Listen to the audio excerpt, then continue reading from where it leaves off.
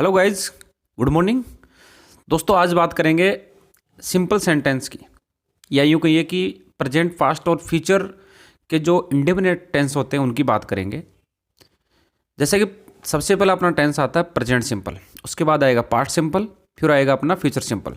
तो पहले अपन बात कर लेते हैं प्रेजेंट सिंपल की। दोस्तों, प्रेजेंट सिंपल में वर्तमान काल के साधारण वाक्य आते हैं। जैसे राम रोज स्कूल जाता है, तुम रोज बाजार जाते हो, मैं खेत पे जाता हूँ, तुम खाना खाते हो।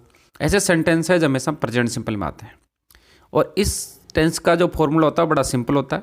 सब्जेक्ट आती है, क्रिया की फर्स्ट फॉर्म आती है और ऑब्जेक्ट आता है। अगर सब्जेक्ट अपनी वर्ब के बाद में S, C H, double S, O, X और एस एच ऐसे वर्ड आए, ऐसे लेटर आए, तो वहाँ पे हम ई एस लगाते हैं और बाकी सबके साथ एस लगाते हैं एक वचन में, और बहुवचन में ओनली क्रिया की फर्स्ट फॉर्म। तो जैसे राम रोज स्कूल जाता है, तो Ram goes to school daily.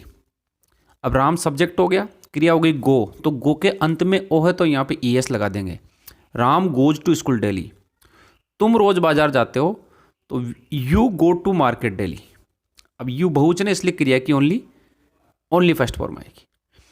अब पास्ट सिंपल में भूतकाल के साधारण वाक्य आते हैं।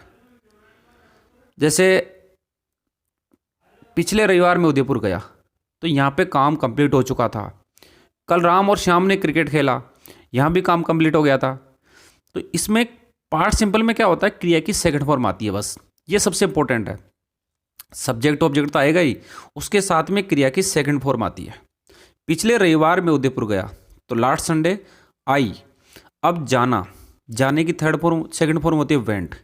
Last Sunday I went to Udaipur. कल राम और श्याम ने क्रिकेट खेला, तो सब्जेक्ट हो जाएगा हमारा राम और श्याम, और क्रिया हो जाएगी प्ले, और किसकी सेकंड फॉर्म हो जाएगी प्लेड।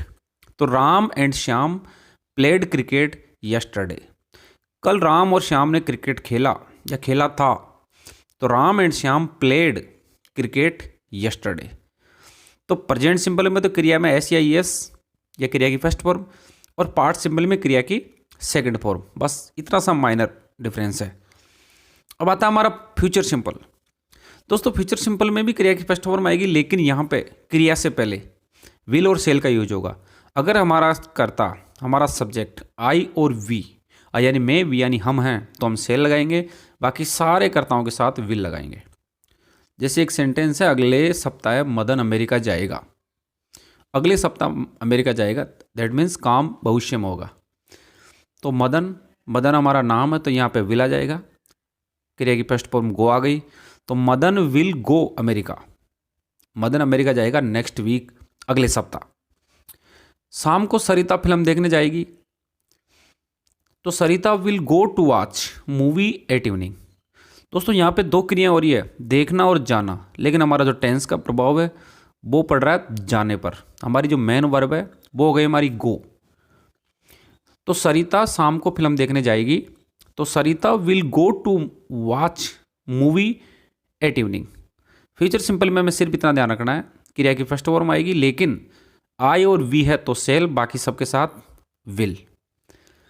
अब देखिए, सिंपल सेंटेंस जो तीनों टेंस हो गए उनमें नेगेटिव वाक्य कैसे बनते हैं, नकारात्मक वाक्य।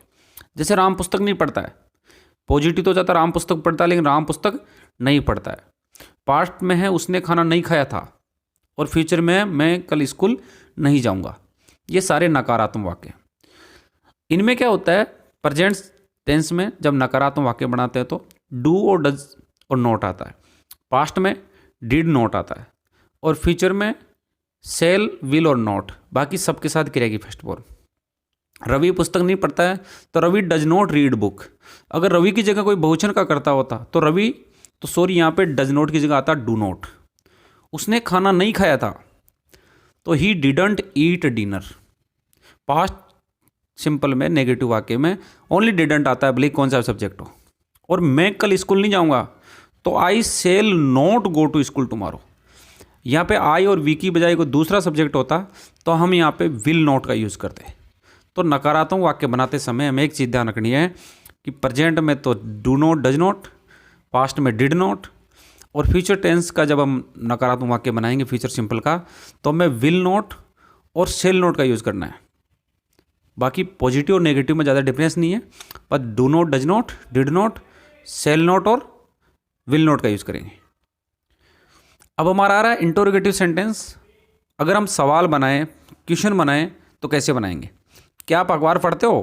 प्रेजेंट सिंपल में। तो इसमें क्या होता है कि जो हेल्पिंग होती है डू नॉट, डज नॉट, वो पहले आ जाएगी। Do you read newspaper? अगर ये आता है कि क्या राम अखबार पढ़ता है, तो डज राम रीड न्यूज़पेपर। एक वचन के लिए डज और बहुवचन के लिए डू। क्या टीचर ने अंग्रेजी पढ़ाई? फास्ट टेंस में चले गए हम लोग। क्या टीचर ने अंग्रेजी पढ़ाई?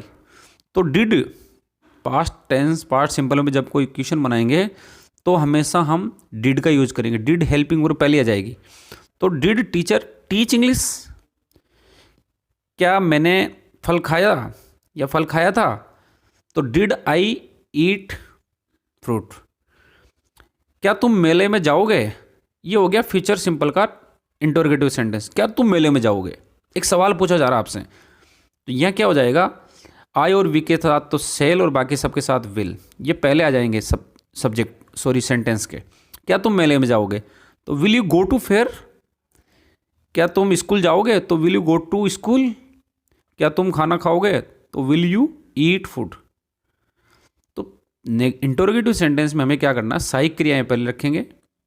प्रेजेंट में आ जाएगी do not, does not, past में आ जाएगी डिड नॉट, और फ्यूचर में आ जाएगी हमारी विल और सेल। तो गाइस ये हो गया हमारे प्रेजेंट, पास्ट और फ्यूचर के इंडेफिनिट टेंसेज। कैसा लगा मेरा वीडियो? प्लीज़ अगर वीडियो पसंद आया हो तो मेरे चैनल से आप अवश्य जुड़े। लगातार आपको अंग्रेजी के अच्छे वीडियो मिलते रहेंगे।